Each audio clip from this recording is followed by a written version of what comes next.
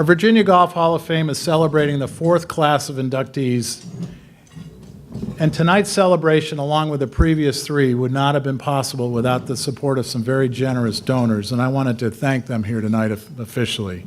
So on behalf of the Virginia Golf Hall of Fame, I'd like to recognize and thank Mr. and Mrs. Claiborne Robbins, the Markel Corporation, the Virginia State Golf Association, the Virginia Golf Hall of Fame Committee, and Blue Ridge Event Productions, our AV professionals here tonight who've supported us as well. So thank you all very much.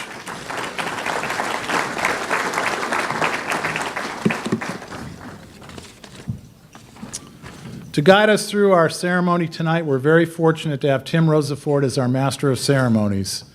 Tim joined Golf Channel in 2007, lending an insider's perspective into the game's top professional tours and its players. He contributes to Morning Drive, Golf Central, and the network's Live From programming, airing on-site from some of golf's biggest events. A veteran writer, Tim has covered nearly 150 major championships and 15 Ryder Cups since the early 1980s. He's been honored with more than 40 writing awards during his career, including first place in the Golf Writers Association of America magazine in each of the 4 major categories: feature, column, event coverage, and special projects. In 2014, Tim received the PGA Lifetime Achievement Award in Journalism for his contribution to the game. He's also the author of 3 books: Raising the Bar, The Championship Years of Tiger Woods, Heartbreak Hill, The Anatomy of a Ryder Cup, and Tiger Woods, The Making of a Champion. He's covered golf for Sports Illustrated, Golf Digest, Golf Illustrated, and Links Magazine, as well as several Florida newspapers. Graduate of the University of Rhode Island, Tim resides in Jupiter, Florida with his wife Genevieve and has 2 daughters, Jenna and Molly. Please welcome Tim Rosafort.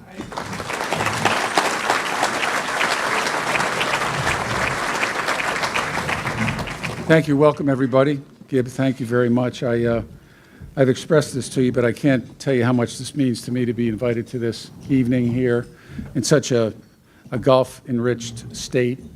And you know, when you told me that Bill Millsaps was also to be honored tonight, I'm honored just to be here. Honored in a way that he's going to enter the Hall of Fame later was something that I really didn't want to miss. You know, I kind of laugh sometimes. I was telling some people outside, you know, I'm sort of the voice of reason. Sometimes Brandel Chambly's voice of reason.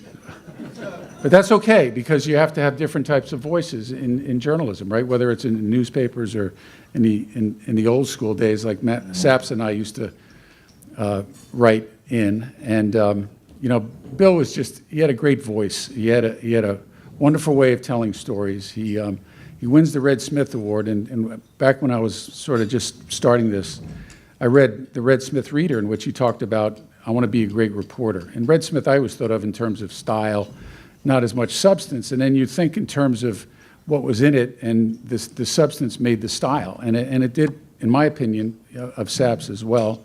And it made him so readable and lovable, and why you'd go to the Masters, and we used to, you know, just to go in the way back for a second, you know, it was a steel Quonset hut where we used to do our reporting and writing. It couldn't be as old school as you get, but, you know, you'd always see Saps there with Dan Jenkins, and Red Smith wasn't around too much, but all the greats of that time, because they all wanted to know what Saps' take was so that they could go and use it in their columns.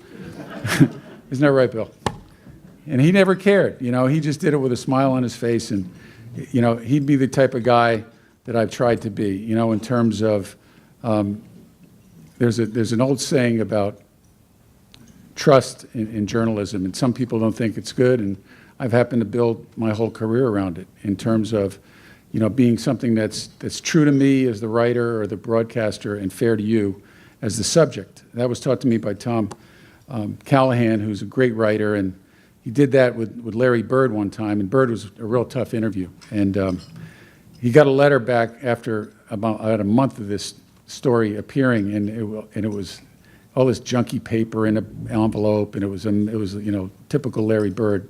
And all it said was, true to me, fair to you. In other words, that's how he came away from it. So you can tell the story and tell it like it is, but I think a lot of times it's tone, and things have changed now. Everybody wants okay, what's your quick take on something, or how can we create some sort of yelling match so that we get high ratings? And sadly, in some regards, and I'm called a dinosaur for this at times by some of the kids that are coming up, it is, I get it. It's entertaining. I'm on these panel discussions, and they like it when Jaime and I interrupt each other and start. And it's just kind of not me, but it's the way it's where we are right now. And so thankfully, golf is a little bit more civil as a sport and as a livelihood and as a way of life for all of us in this room tonight. That we look at things a little bit differently. We looked at things the way Saps did, and the way he's going to talk you through it later tonight. It's such a thrill to be here. So I don't want to go too much longer because we've had a late dinner and everything. I just got to say that obviously, big picture, we're off to a pretty good start in golf this year, I'd say, with Tiger's win. And, even if it did come a little bit not in the late afternoon window that everybody wanted it to be in, and not that the golf was especially stirring, or let's put it this way. I thought the Nicklaus win was more exciting when he shot 63 in 86 at 50, however 50-year-old he was. I'm a little choking right now. But the point is that this was more about one man, an icon, and how he was able to beat back the things that beat him up for years, and obviously made life very difficult for him. And he had changed. You could tell that, even before this year's Masters, if you were out on tour with him, the way he talked to people, the way he acknowledged people was different. It was so refreshing. And but at the Golf Writers Dinner, which is on the Wednesday night before every Masters, and he's been there 7 times as a honoree of the association in some way or form, whether it was Player of the Year, the Bartlett Award for his contributions to society, which, let's face it, he's done a great job with his foundation, and also in this case, the Ben Hogan Award for his comeback, and that was even before he won. And he opened up.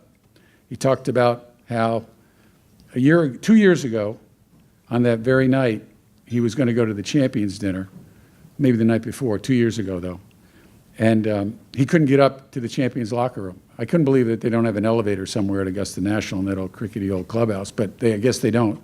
And that was the night that he had to get a nerve shot just to get up to that dinner, and then flew to London or England and got his diagnosis that he had to get it fused, and then ended up in Texas ultimately.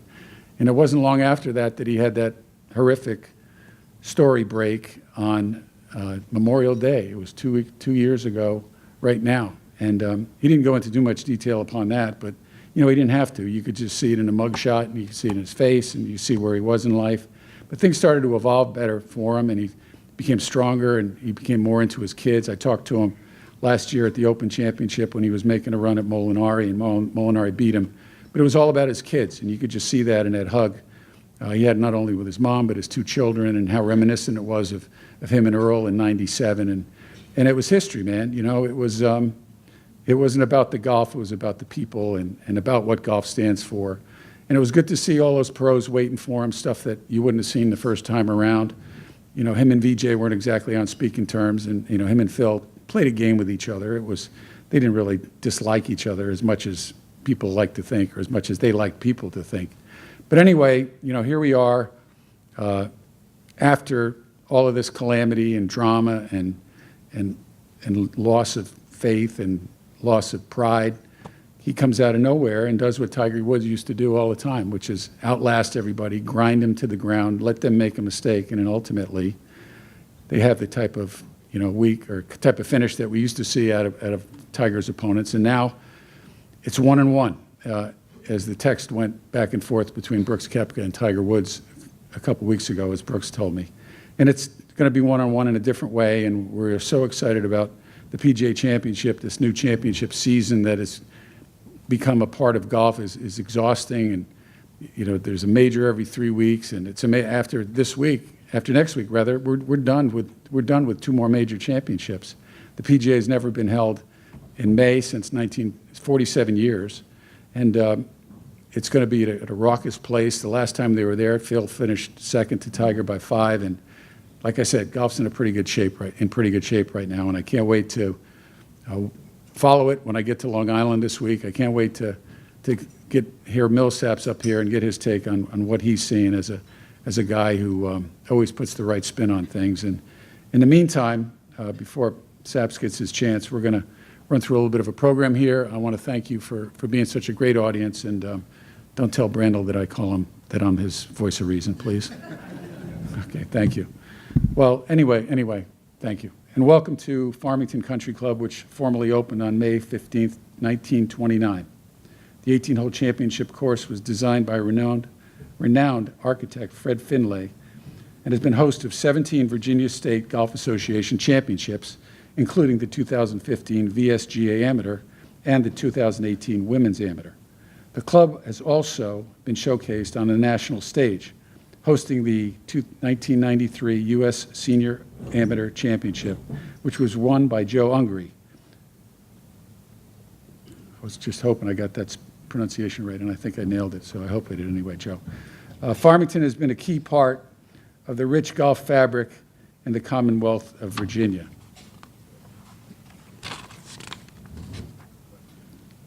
I'm going to click as soon as I find the click. Technical difficulties. And so with that, the Virginia State Golf Hall of Fame Committee began its work in the fall of 2014 and meets annually to consider candidates for the election to the Hall of Fame. We would like to recognize the members of the committee. I'll introduce them individually and ask each to stand and remain standing until they've been introduced. Please hold for your applause until we have everyone introduced, as I said. And those would be Gib Palmer, Jack Catlett, Keith Decker, my friend Marvin Vinnie Giles. You guys didn't mind me doing that, did you? Meg Kilmer. You're not supposed to clap, but you can't help yourself, I get it. David King, Booty McGurn, Paul McCallion, David Partridge, our pastor, Arthur Utley, Matt Smiley, Dick Johns, Josh Coates.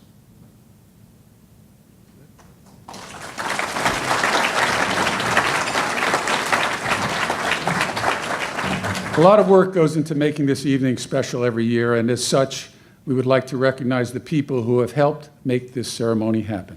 Chris Lang, Kirsten Roberts, Natasha Triplett, and Chris Palmer of Kenmont Group. Chris Palmer of Kenmont Group.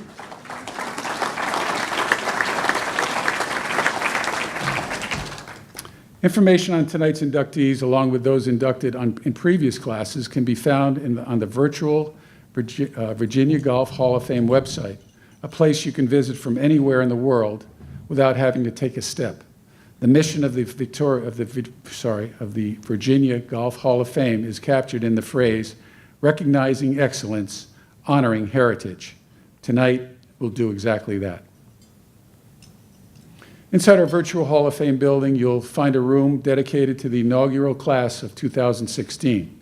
The class was inducted at the Omni Homestead Resort and included Vinnie Giles, Chandler Harper, Clyde Luther, Sam Snead, Curtis Strange, and Lanny Watkins. You had some pretty good players in Virginia, didn't you?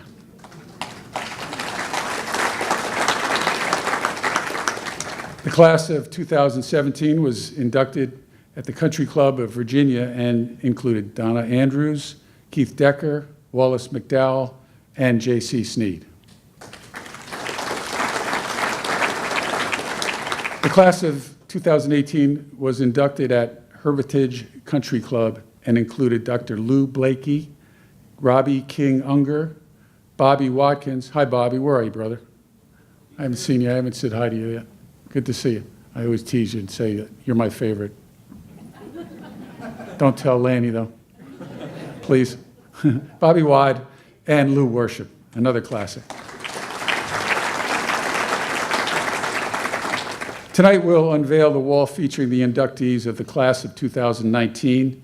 You'll find more information on each inductee in the booklet at your tables this evening. If you're not already done so, you will also notice that some of the members of our Hall of Fame have already signed their names on the booklet, so you don't have to stand in line after dinner and get an autograph.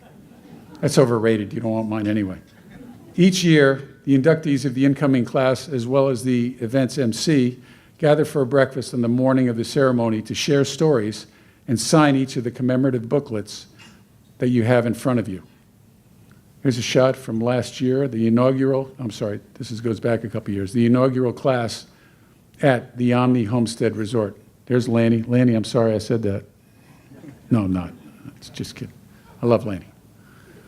And here's Donna Andrews, who was the first female inducted into the Hall of Fame. She signs booklets in 2017. Whatever happened to Donna Andrews? That's a good story. She's teaching. Great person.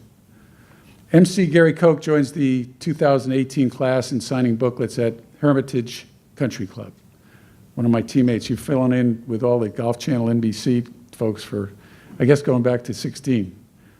And that's great. Gary does an unbelievable job. And that better than most call was unbelievable. Now I'd like to ask Robbie Younger, a member of the class of 2018, to come forward on behalf of the members of the Virginia Golf Hall of Fame. Robbie?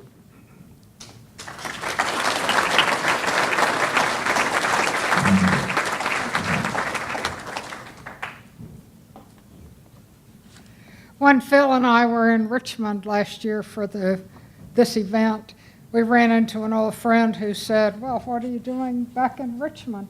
And Phil proudly said, "Robbie's being inducted into the Virginia Golf Hall of Fame." And Andy retorted, "That's terrible." He said, "She should have been inducted 30 years ago." Well, 30 years ago, we didn't have one. And 3 years ago, we fixed that at the homestead in one of the most magical evenings I've ever experienced. You said Virginia is a golf-rich state. It truly is. Sam Snead, Chandler Harper, Curtis Strange, Vinnie Giles, Lanny Watkins. What a class that was. We have the best, and among those who are the oldest of our inductees, Sam Snead, Tiger Woods is still chasing his record of total wins. Chandler Harper, during the Masters last month, Andy North and our Curtis Strange were discussing the new rules changes, and Curtis said he had watched Chandler Harper practice stymies. Andy North added that his very first set of clubs as a teenager were Chandler Harper brand clubs. Our inductees go back a long way. Tonight, I'm really grateful for the VSGA and for their vision to create this event. The Hall of Fame has been at the best golf venues in the state: the Homestead, Country Club of Virginia, the Hermitage, and now here at Farmington. Spectacular places, wonderful people, and magical evenings. I am honored to welcome each one of you here tonight for another magical evening. I encourage all of you to come back and to support this event. I encourage inductees to come back and support the people who were inducted after them, as tonight Vinnie Giles, Keith Decker, and Bobby Watkins have done. Tonight we welcome posthumously Bobby Cruikshank, Mary Pat Jansen, and Harry Easterly. But here, and very much alive, Bill Millsaps and Tom McKnight. Bill and Tom, this is your night.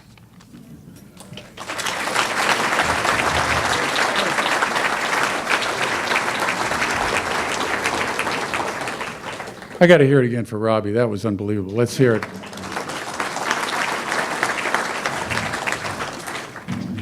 I think I'm on point. Now I'd like to, oh, no, okay.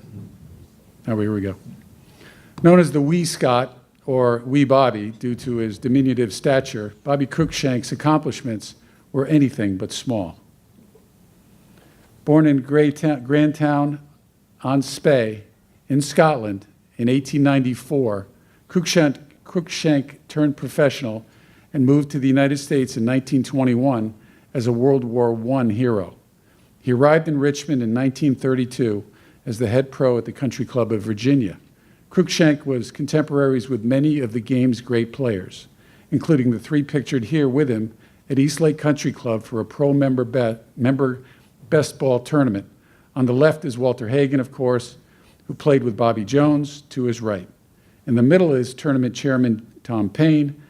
Bobby is pictured with his partner, Jess Sweetser. Cruikshank was the leading money winner in the PGA Tour in 1927, the same year Babe Ruth hit 60 home runs. After winning the Los Angeles Open and Texas Open, along with 3 other events, in all, Cruikshank won 17 professional championships. He's shown here with actor Douglas Fairbanks. It's hard to tell who's better looking between those two. Tommy Armour once thought Cruikshank could have been a star actor because he was a great mime and comedian.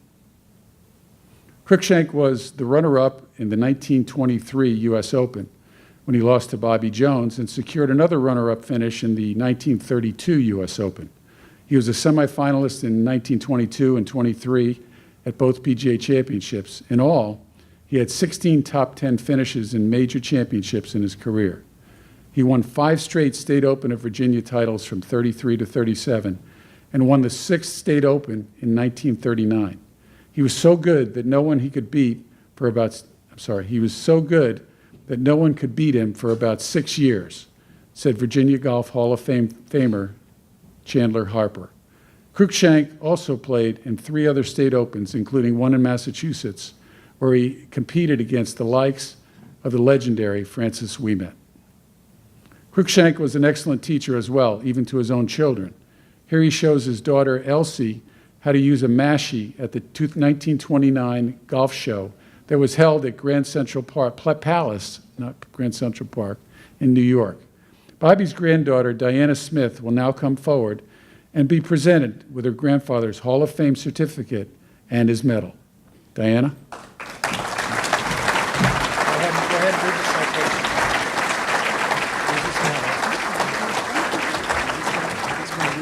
Tim, read the citation. Sure. So this is it's on the slide there. Virginia Golf Hall. The Virginia Golf Hall of Fame is proud to induct Bobby Cruikshank as a member of its class of 2019 in recognition of many years of excellence and outstanding contributions to the game of golf in Virginia and beyond. Presented on this 9th day of May in 2019.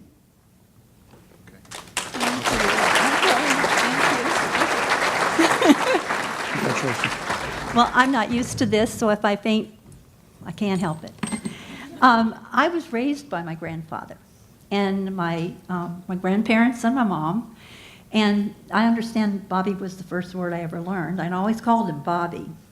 And he would have been so proud, and he would have been surprised a little bit.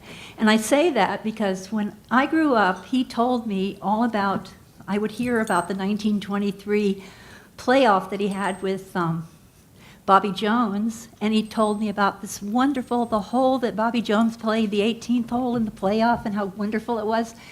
And I never knew until I was about 12 or 13 and read a book by Grantland Rice that Bobby had played the 18th hole the day before, exactly as Bobby Jones had played it, to tie the Open. And that was, he was just very, very modest. Our family, we talked golf in breakfast, we talked golf at dinner, we talked golf all the time. In fact, when I was a teenager and having some angst, when he would come home, he would say things like, I was upset and he knew it, and he'd say, get a club and let's go out in the yard, let me see your grip. And that's how he took care of me. He taught me all about life through golf. Golf was not a game of life for him, it was life for him. And he told me, he had little truisms that I learned. He said, never think ill of wish bad luck on your opponent. All you do is try to be better. And he told me that you're going to lose a lot more in golf than you're going to win, so you might as well learn how to handle it. And he told me that he would, if you practiced, if you did everything you could do, if you worked as hard as you did, you might lose to the world, but inside you're a winner. And he told me that you'd get bad bounces one day, but the next day you would go out, you would have good bounces. And a little disingenuously, the one I liked the most, he told me, Now, you can't rest on your laurels. If you get 5 up, you got to get 6 up. If you get 6 up, you got to get 7 up. You can't do that. And I later found out that the way that happened was he had played Al Watrous in the PGA, and Bobby was 9 down with 12 to play. And I heard this from Al Watrous. Al Watrous said, he looked at Bobby, and he had the saddest face he could ever see. And he said, Bobby said, "Oh, Al, I've never had such a defeat." And Al Watrous felt sorry for him and gave him about a 6-foot putt downhill, and Bobby went on to win the match in extra holes. So I always felt it was a little fun. But he loved the game. He loved his fellow golfers. And I think if I had to describe him, I thought about it and I said, he was so funny. He was so much fun. He had a heart that was so kind. And he lived his, excuse me, I get nervous. You're doing great. He lived his life with integrity, which is the game of golf expects. So thank you.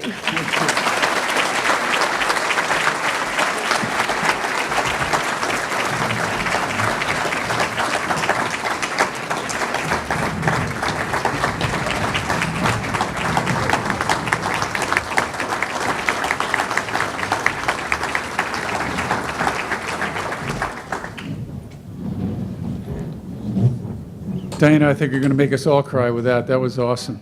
Thank you. Harry Easterly was an accomplished player in his own right, but it was his work as a golf administrator that made a lasting impact on the sport in Virginia. Born in Richmond in 1922, Easterly graduated from St. Christopher's School in Richmond and Virginia Military Institute. He was a World War II veteran. Easterly won 2 Richmond Golf Association men's amateur titles, finished runner-up in the 1956 VSGA Amateur, and qualified for several U.S. amateur championships. Easterly was a founder of the Richmond Golf Association and a past president of the VSGA. He was the first Virginian elected president of the United States Golf Association and served as executive director of the USGA. Since Easterly, 2 others from Virginia have served as USGA president, Bill Battle and Mark Newell. Here, Easterly hands the 1970 Junior Championship Trophy to Gary Koch, who you'll remember emceed the ceremony in 2018. Easterly served as a captain of the U.S. World Amateur and U.S. Walker Cup teams. He was instrumental in bringing 1955 and 1975 amateur championships to the Country Club of Virginia. In 1975, Easterly was part of the USGA team who handed the trophy to champion Fred Ridley, who's now chairman of Augusta National Golf Club, at Country Club of Virginia's James River course.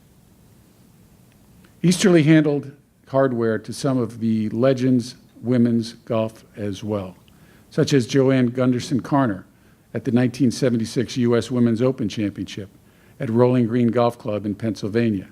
Harry's daughter, Natalie, will come forward and to be presented with her husband's Hall of Fame certificate and his medal.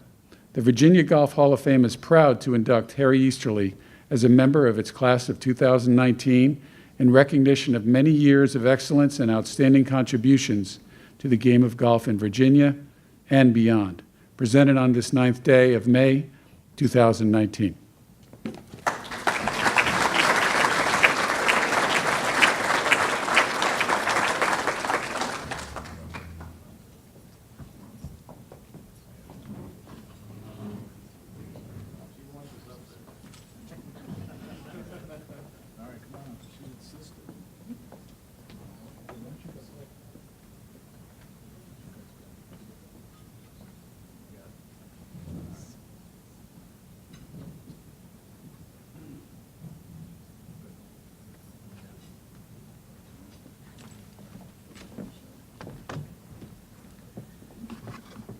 Good evening to you all. I'm Natalie Easterly, being joined by my brother Frank, my sister Ty Antrim, and my other brother Cap Easterly. We're here to accept the VSGA Hall of Fame Award posthumously for our father, Harry Watke Easterly. We want to congratulate each of the other Hall of Famers being honored tonight and to thank the VSGA, their staff, Farmington Country Club, their staff, and all others who organized this wonderful event. Accepting this award for our father is such an honor for each of us.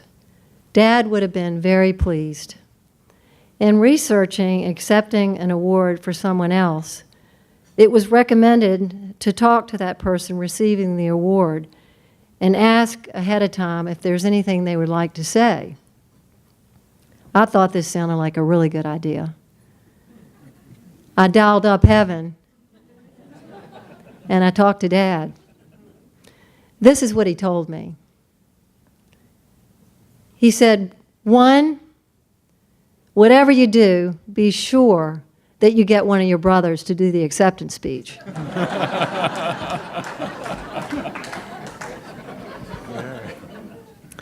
2, keep it brief and humble. Even though I am no longer with you physically, I am with you, and I really don't want a lot of to-do about this thing tonight.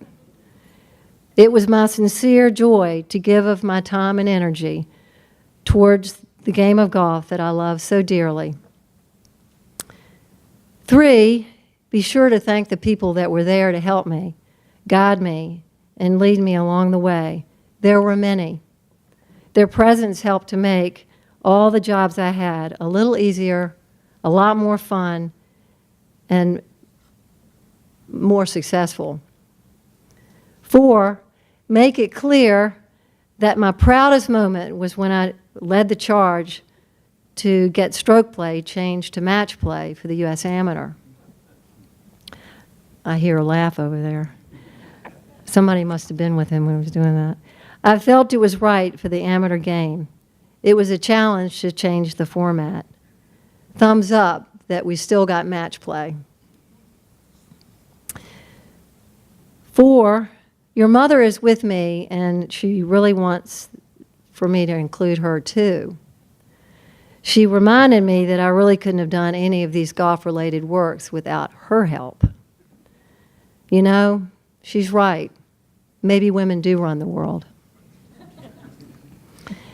And 6, the final point, is thanks for the opportunity to do what I loved, serving others through the game of golf and playing. If you think the courses and the sunsets are pretty there, wait until you join me. It's heavenly. Thank you.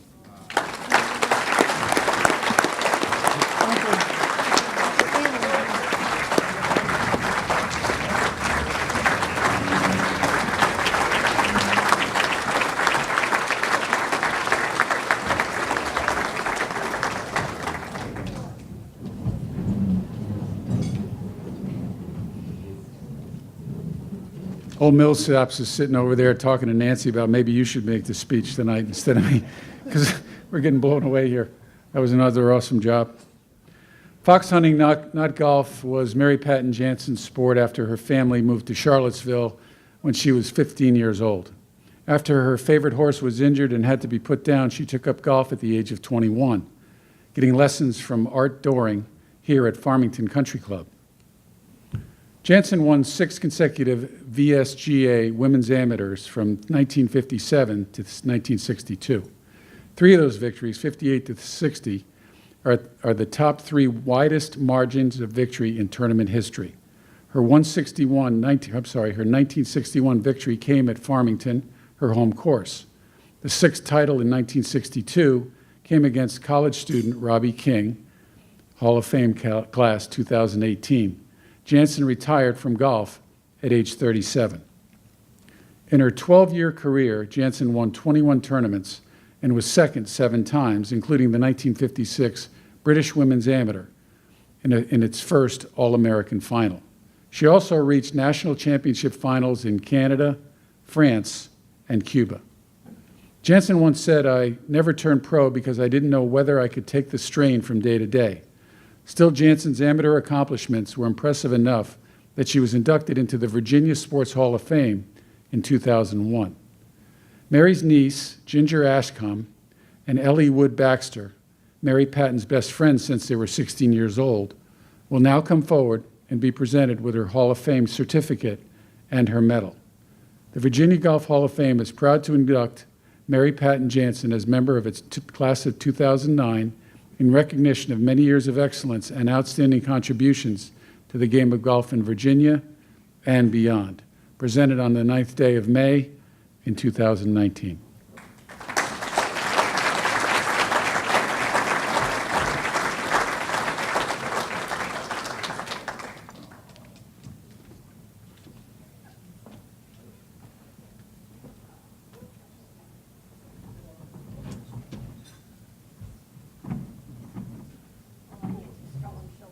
There's a cord across the road right, cord right here. Okay, I'm stepping high. One more. Get over that jump. I'm going, don't touch me. Okay. So this is the plaque, and this is All right, now what? I'm going to hold this up. Okay, you're gonna take your You can picture. take your picture. Oh, Here, let's step in front. Can we step in front? Come on out here. Go ahead. Okay, here we go. Okay, hold it. There you go. Okay, good. Now we're good. Okay. Yep. right now. I'm gonna introduce you. Okay. Come on out here. Good evening, everybody. Elliewood and I are here. I'm Mary Patton's niece, and this is her best friend, Elliewood Baxter.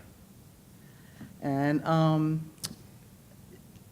Mary Patton supported me, I didn't never play golf, but she supported me with my riding and class sports and things like that. And she always said, you know, you can do it, you can do it. And she always was there, even when she was babysitting me, teaching me to ride a bike, things like that. So I have a lot of good, long memories of her, and she was always sort of a little idol to me because she always could play golf so well. Now this is her lifelong, very best friend, Elliewood, and she's going to say a few things about her life with Mary Patton. Okay, right over here. Oh, all right. Okay. I don't really know why I'm here. Mary Patton and I actually were friends from the time she got to Charlottesville. And as you know, the Jansons came down from Pittsburgh with two very good young men, and they were golfers that won all kinds of things in golf themselves. And Mary Patton, I'm glad to hear she was 15. I thought she was 14. But Mary Patton had turned her life into for riding, not interested a bit in golf. Did very well in Pittsburgh. And when she came to Charlottesville, she continued her riding at Keithwood. And of course, my family had something to do with Keithwood. And when she got here, she had never ridden cross country. You know, she was a city rider. And she learned how to ride cross country and jump lots of jumps because she was following me, and I always jumped something. And then she learned how to fox hunt. And I think about 2 years later, they scooted her off to Madeira School. And I think the only reason they got her there was because they did have horses at Madeira. She graduated from Madeira. Obviously, I think we decided it was 18. We had trouble with time because it's a long time ago. And when she, her family said they would give her a horse. Of course, she loved horses. And they said, you go find a horse. And she went out, obviously, and she found herself a horse. And she loved the horse. And unfortunately, the horse became blind and had to be killed. And the family said, well, enough horses. We won't buy a horse for you, but we will support you in golf. So, and believe it or not, after all this riding Mary Patton had done, Mary Patton evidently said, yes, I would like to be a golfer. And I don't have much more to say about golf, except that Mary Patton rode in between her golf matches all the time she was playing golf. And I think that's rather unusual, because I always heard that you got bad swings by riding horses. She was absolutely a natural on the golf course because she did work hard. But to ride horses in between, I don't think any of you all could do it. And I know I couldn't play golf. But it's amazing, and she was a phenomenal golfer. And a good friend of mine, Mary Patton, unfortunately left me behind because I'm still going, and I'm 3 years older than Mary Patton.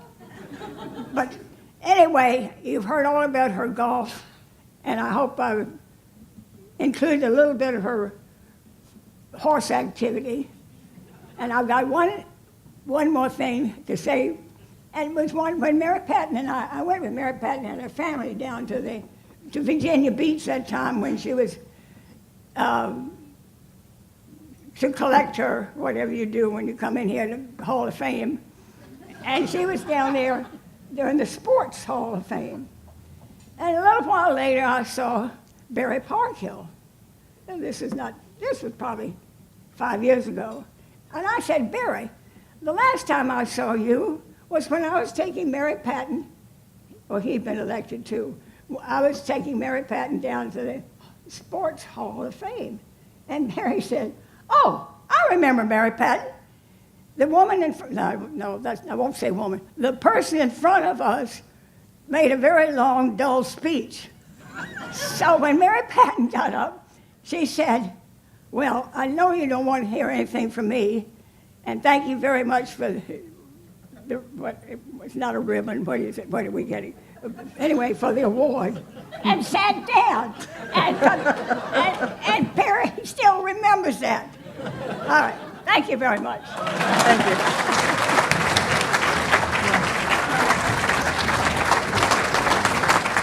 Did you thank her for the present?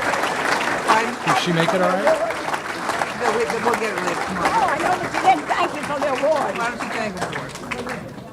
Thank you for the Hall of Fame presentation from Mary Patton. Come this way. There's a screen sitting in front of you. Come.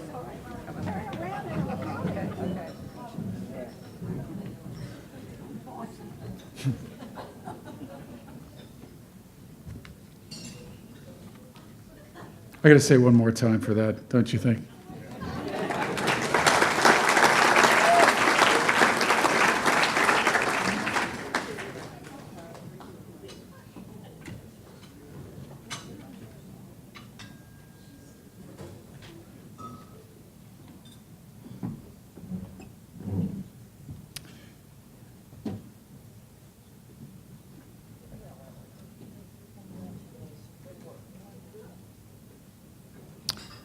A nasty broken arm that occurred during a recreation league basketball game changed the path of Tom McKnight's golf career. He played little junior golf before entering the University of Virginia in 1973, and not much statewide amateur golf during his college days. He turned professional after graduation in 1976 and played mini-tour golf until the fateful injury of 1980. A petroleum salesman from Galax, McKnight regained his amateur status in 1983, and in 1984, he won the first VSGA events, the four-ball with Bobby Clark and the VSGA Amateur. A year later, he repeated in the four-ball, this time with Alan Strange and the VSGA Amateur. He was a dominant force in Virginia Amateur in 1985. He's the only player in VSGA history to hold the VSGA Amateur, State Open of Virginia, VSGA Mid Amateur, and VSGA four-ball titles consecutively or concurrently. He went on to win 3 straight four-balls with Strange again in 1986 and his third VSGA Amateur in 1993. The last of his 9 VSGA victories came in the 1996 Mid Amateur. McKnight, shown here with fellow Virginia Golf Hall of Famer Vinnie Giles, joined Keith Dexter and David Partridge on the Virginia team that won the USGA State Team Championships in 1995.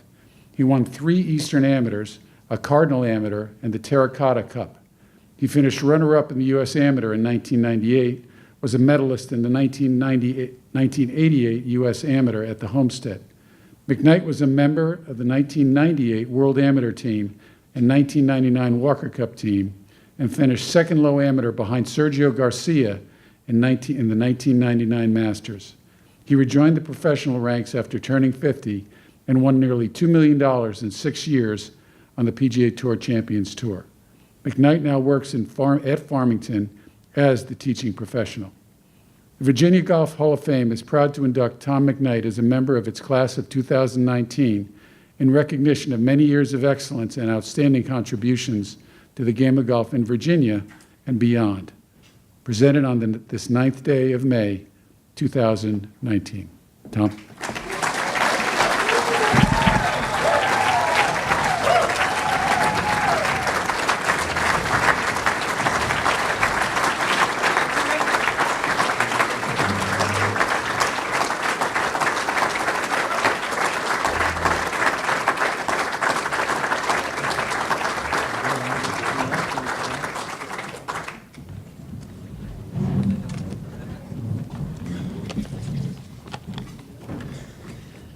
Quite a few tournaments. I must have been riding horses before I played. Wow, this is amazing.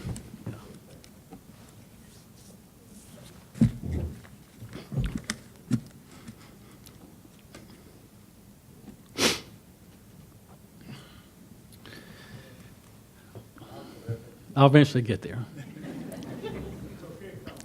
I want to thank the Virginia Golf Hall of Fame for selecting me to be one of the inductees of this year's class.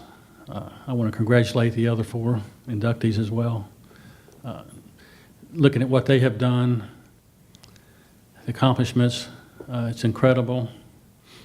Looking at everybody in the Hall of Fame, the things they've done, what a humbling and true honor to be included in a group of people like that.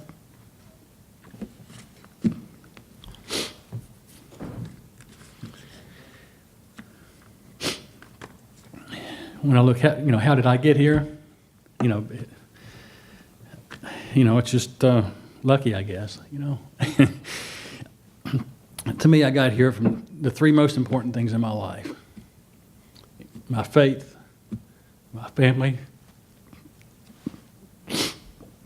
and my friends. This is harder than I thought it was going to be.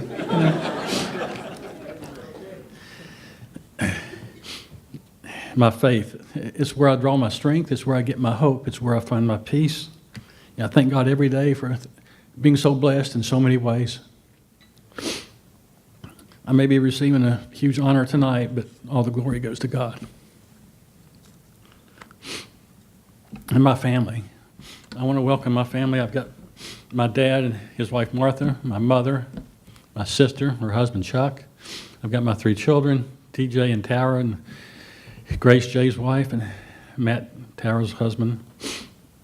And it's been incredible. Vita, my wife, I would not be here if it weren't for you.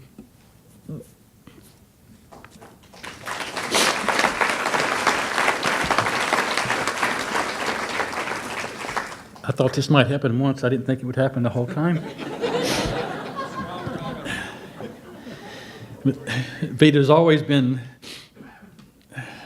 ever since we met, she's been my biggest fan, my best friend, and the love of my life now for 42 years.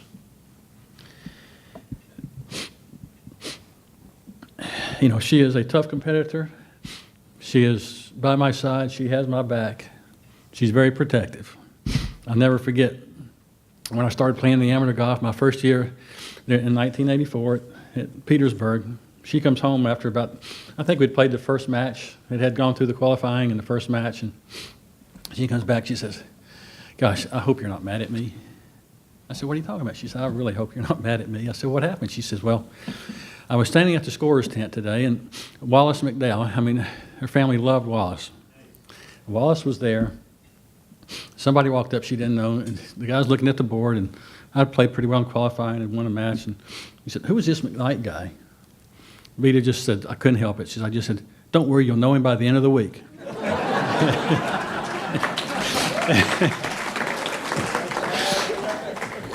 And that is so Vita. You know, I said, I guess I better play well. She said, you better. So luckily I won the week, and, you know, things went on from there. But, you know, I love you so much, and thanks for being there. My kids, you know, I call it my wife and the kids. I mean, to me, they're the traveling team, all-star traveling team. Everybody's got teams. This is my all-star traveling team. But T, my oldest, he learned to walk on the putting green at Disney World when I turned professional. I mean, it was fun watching him at Disney World, and we kind of drug him around everywhere we went. And when I played in the amateur at Oak Hill, when I finished runner-up, when I won the semifinal match, beating Sergio, and T was actually on the bag. And seeing him as I won the match on the 17th hole, looking at his face coming off the green, made the whole tournament worthwhile. If I'd never had one other thing,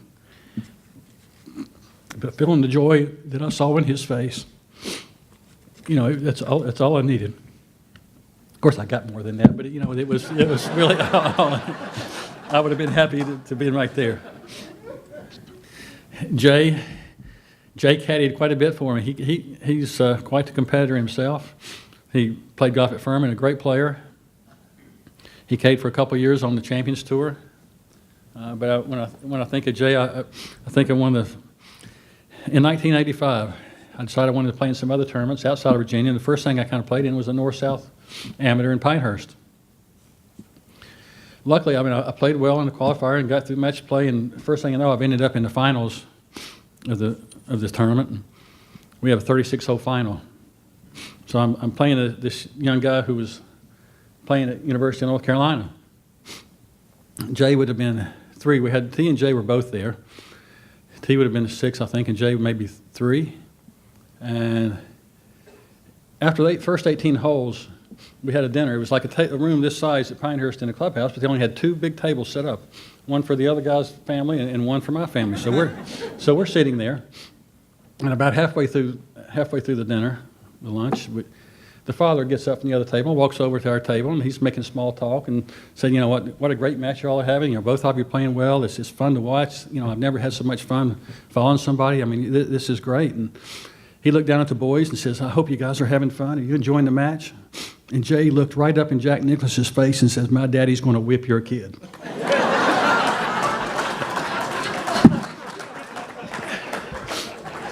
It was the most awkward 3 seconds. It felt like 3 minutes. Jack looked at me, and I looked at him, and we finally started laughing. But, you know, it was so awkward right there. But I was playing Jackie Nicklaus in the finals, so I mean, it was what a treat. But that was typical of Jay. Tara, I mean, thanks for all you've done. I mean, all your support. She's been there. I mean, she spent most of her time playing basketball instead of golf, which now she says she loves the golf. She'd like to get back into it, but she played so much basketball, ended up playing here at Virginia. But in high school, I'll never forget one game. In the first half, she got hit right in the front of her head, and blood went everywhere. She is split wide open. Somebody in there, a friend of ours, knew the plastic surgeon, calls him. They made it to the hospital. He's sewing her up. And she looks at, how long does this take? Is there any way I can get back for the second half? He said, you know, we don't think we're going to make it. She actually played the next day. They told her we didn't want her to play. She wouldn't have it. She played. They had a game next day, and she played. She just covered it up. She had 20 stitches in her head and played the next day. She had like 10 inside, 10 outside, but it was a gash in her head. But we're probably not good parents letting her do that, but we were kind of, we did anyway.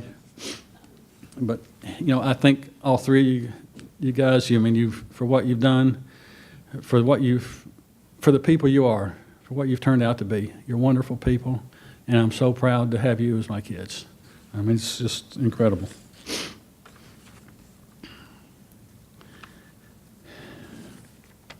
Thanks for the 5 grandkids, too, by the way. Now, about friends, I want to start by saying thank you to everybody in Galax. You know what? It was my hometown. They supported me. I'm so happy to be from there. It was a community kind of took me, you know, to me, I was kind of representing them when I went somewhere. And we have some people here from Galax, and I'm glad you're here. and there's 4 or 5 that I know are looking from above that would have loved to see me. But thank you for Galax. I told some people that, a few people have heard this story, but when I was playing at Augusta in the Masters, I'll never forget on the 15th hole, I had laid up. I'm getting ready to hit my 3rd shot, and I had a yardage, it was like 81 yards. And what am I thinking over that 81-yard shot? Is I'm thinking I'm at Galax Country Club because I know the 3rd fence post behind the tree and the fence row on number 2 was 81 yards. Because I at one time I had taught myself, said, you know what, I always hit good shots on this course, but I know it so well, but I didn't really know how far I was hitting it. So I said, you know what, I'm going to go walk all these shots off, and so I can remember it when I get somewhere else that I'm going to picture this. So I don't know how many people have played Augusta thinking of Galax. I'm sure a lot of people at Galax thought they were at Augusta, but you know, I doubt if there were many that thought the other way.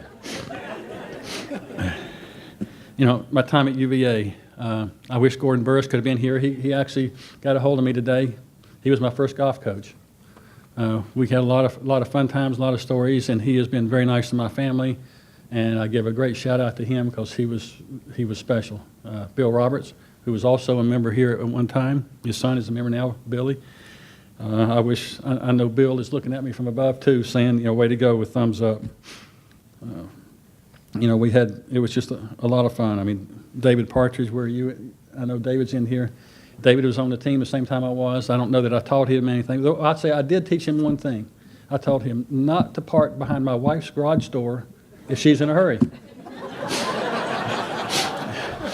She sometimes looks, sometimes doesn't. Sorry, David. But I want to thank you for my time with the VSGA. I mean, being on the board, working with so many great people, playing in the tournaments. You know, I wish Richard Smith was here.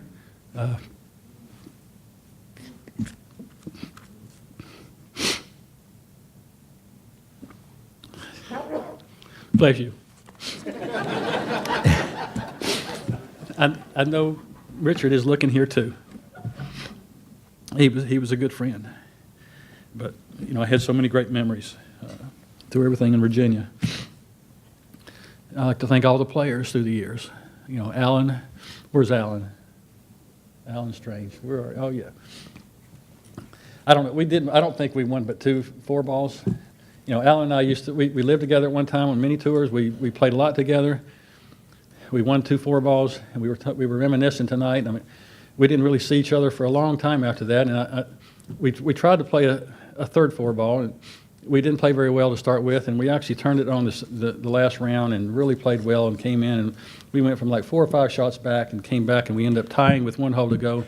We got in the fairway, we can make a birdie and win. Alan, he chunks it in the water right in the middle of the fairway. So he knows it's all right because I've got a 9. Yeah, we're right there together. So I shank it to the right of the water. We haven't had a lot to say to each other since then. But thanks for being here, Alan. I mean, we had great times. The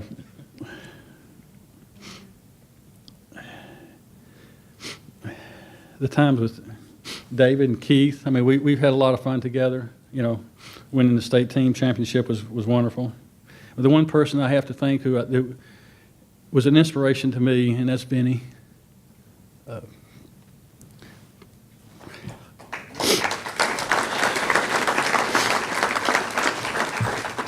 You have no idea what you meant to me.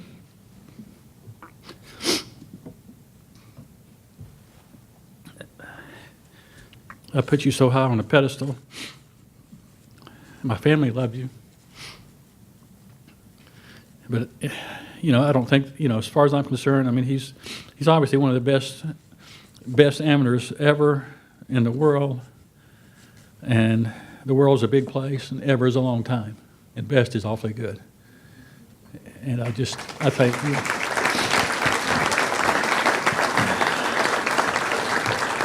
you. We would go to tournaments when the kids were young, and it's hard to keep track of 3 kids. They're running everywhere, and here they are. And I look down and say, "Where's Jay?"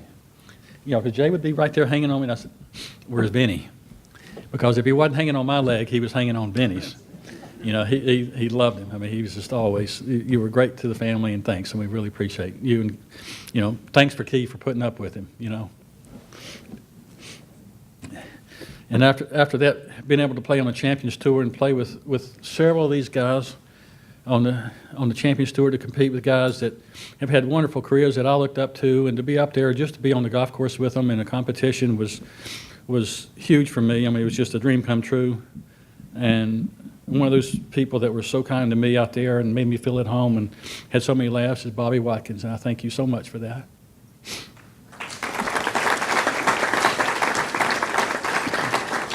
Bobby taught me a lot of things, and one, I mean, he taught me, I remember in Texas, we came off the 18th hole, he taught me a putter will not float. Right to the bottom. You know, I mean, it was a lesson well learned. I mean, thanks, Bobby. I appreciate that. You know, thanks for all the out-of-town people that have come to support me, and I really appreciate you being here, so many friends and family. Thanks, Farmington. I mean, Joe, this club is unreal. I mean, it's just a tremendous job and staff. You know, the golf staff is of special people to me. Rob McNamara, you know, you're awesome. You know, I think you're the best, and I really appreciate your friendship through the years. And, you know, we always thought it would be fun to be doing something together and to be able to come up here and teach. And, you know, the members here have been such another family to me, and I really appreciate it. It's just been tremendous. So, you know, when I look back of all the things that have happened and how I ended up here, it still comes back to me as my faith, my family, and my friends, and I thank you very much.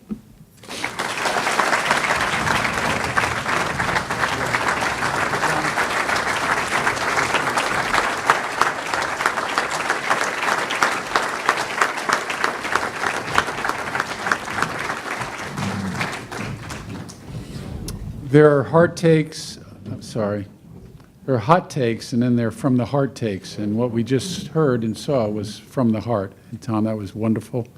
Thank you for sharing so much from the heart. One of the most honored voices in Virginia media, Bill Millsaps began his newspaper career at the Knoxville Journal after studying at the University of Tennessee. He came to the Richmond Times-Dispatch in September 1966, was named Associate Sports Editor in 1972, and Executive Sports Editor in 1973. Millsaps was the first managing editor after the Richmond Times-Leader and Times-Dispatch merged in 1992. He was promoted to Vice President and Executive Editor in 1994. 4 times during his 11-year tenure as an executive editor, the Times-Dispatch received the Virginia Press Association's top honor, the W.S. Copeland Award for Public Service and Journalistic Integrity. Millsaps was the recipient of the 2011 Red Smith Award, the top sports journalism award in the nation, as presented by the Associated Press sports editors, to a person who has made major contributions to sports journalism. He joined the likes of Jim Murray, Shirley Povich, Furman Bisher, Frank DeFord, Dave Kindred, Bitch Album, and the late, great Dan Jenkins as winners of the prestigious award. He's a former president of the U.S. Basketball Writers Association and the Associated Press sports editors, and was a contributing writer to Sports Illustrated and the U.S. Golf Association Journal. You could read one of Millsaps' Richmond Times-Dispatch columns detailing Curtis Strange's second U.S. Open victory in 1989 in the commemorative booklet you received this evening. A longtime member of the VSGA Board of Directors, Millsaps was inducted in the Virginia Sports Hall of Fame in 2000. In all, Millsaps covered 15 amateurs, 13 U.S. Opens, 2 Open Championships, 15 Masters titles, 1 PGA Championship, and 1 Ryder Cup, in addition to multiple VSGA amateurs. He was honored in 2007 with the MAPGA's Earl Helen Sports Media Award. The Virginia Golf Hall of Fame is proud to induct Bill Millsaps as a member of its class of 2019 in recognition of many years of excellence and outstanding contributions to the game of golf in Virginia and beyond. Presented on this 9th day of May, 2019.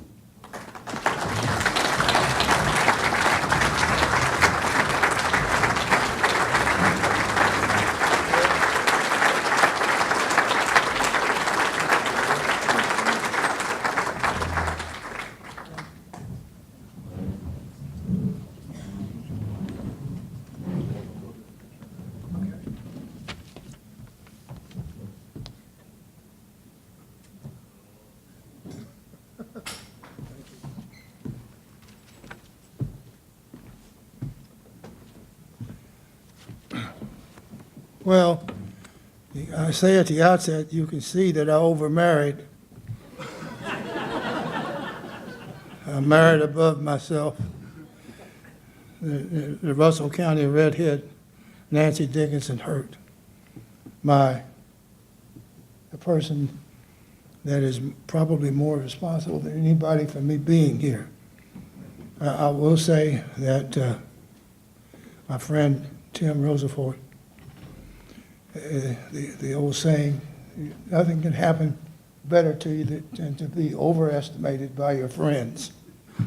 And if I were as good as he thought that I was, I wouldn't have spent my entire career at the Richmond Times-Dispatch.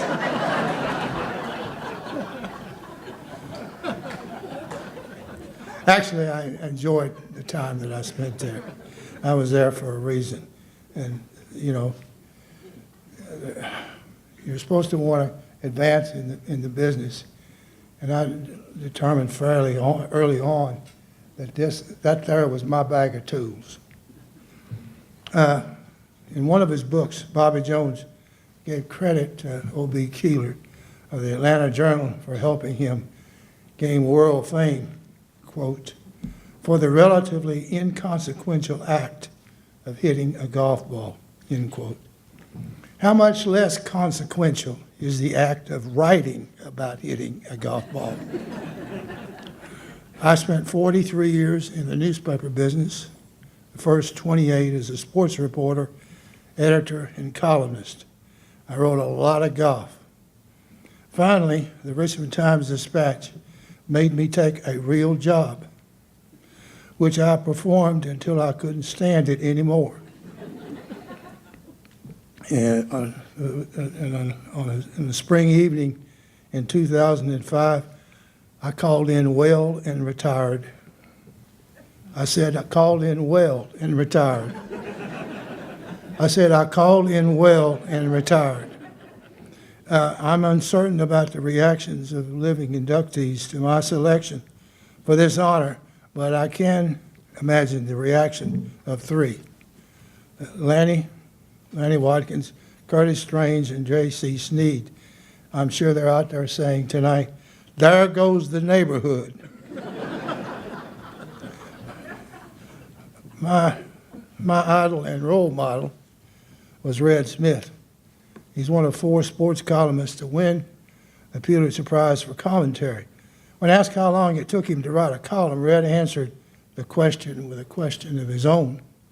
Red, he said, how much time do I have? If it takes me, you know, if I've got 45 minutes, I'll take it. If I've got 20 minutes, I'll take that too. I was originally attracted to riding golf because it's played in God's sunshine, and it's a game that often revolves around stories told over ardent spirits at the 19th hole. On occasion, some of these stories have the added benefit of being true. The late Dan Jenkins was one of only, by the way, that's hard for me to say. The late Dan Jenkins was one of only 2 golf riders I know who could really play the game. 15 years ago, we played a course in Peachtree City, Georgia. At the age of 75, Dan played with rented clubs, wearing penny loafers and no socks. Shot 77, easy as you please. Dan's first sports editor was Blackie Sherrod of the old Fort Worth Press. Blackie was my was a close friend and was my younger daughter's godfather. As a young reporter at the Fort Worth Press, Dan had a habit of writing and rewriting, polishing. He quit that after Blackie called him up one time saying, "Jenkins, quit feeling up that story and get it in here." There's a rule in sports writing that says the smaller the ball, the better the writing.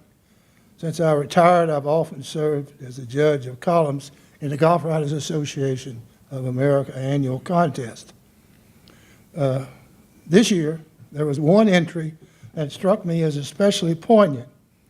Tom Coyne, an associate professor of English at St. Joseph University in Philadelphia, was a caddy during the 1999 Open Championship at Carnoustie, Scotland, or as it's otherwise known as Carnasty.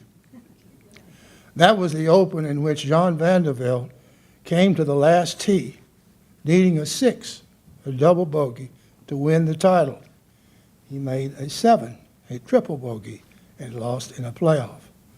Here's one paragraph from Coyne's piece that appeared 19 years later in the New York Times. It's a paragraph I wish I had written.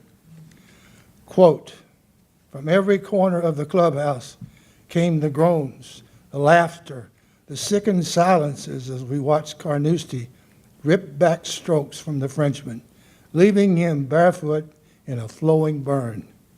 It is a recollection that still unsettles a golfer's soul, because in our memories of that day, we somehow feel our every failure and misstep and regret.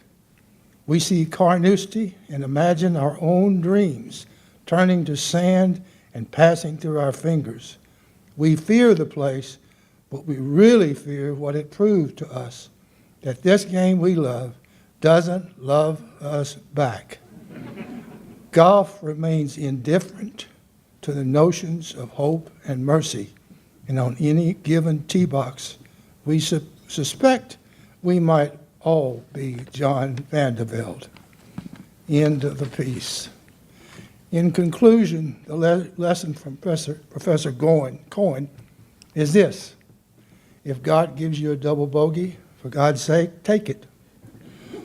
But after what the University of Virginia men's basketball team and Tiger Woods did in April, they were on a redemption tour. So what I'm rooting for tonight is a moment of redemption for John Vandervelde.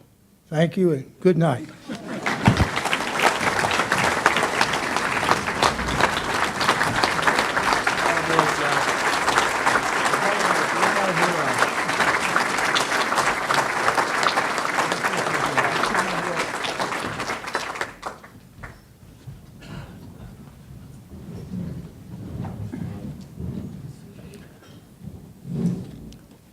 Let's have one final round of applause for the inductees of the class of 2019.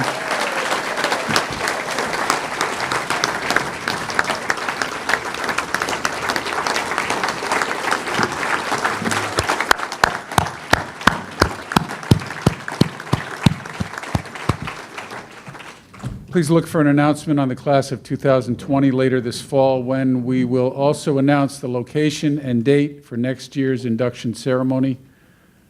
Thank you for a wonderful night, one we'll always remember. And you're all invited to a post-game dinner reception with the inductees and their families right after dinner. It will be in the main dining room. Thank you for attending. We look forward to seeing you next year. Thank you.